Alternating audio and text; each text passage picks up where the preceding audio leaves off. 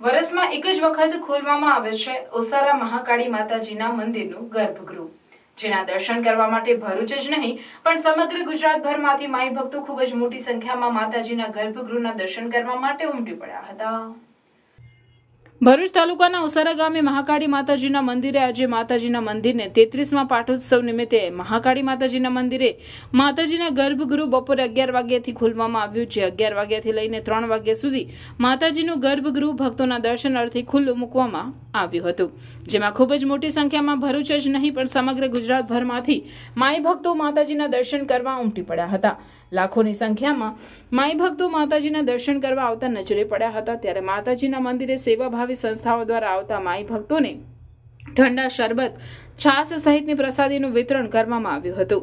આજે લાખોની સંખ્યામાં માતાજીના મંદિરે આવતા ભક્તોને લઈ પોલીસ તંત્ર દ્વારા પણ જાડેશ્વરથી આવતો રોડ વન વે કરવામાં આવ્યો હતો। વન વે કરેલ વાહનો ઓસારાથી નબીપુર તથા ઓસારાથી નિકોરા સહિતના માર્ગો પરથી વાહનોનું ડાયવર્ઝન કરવામાં આવ્યું હતું।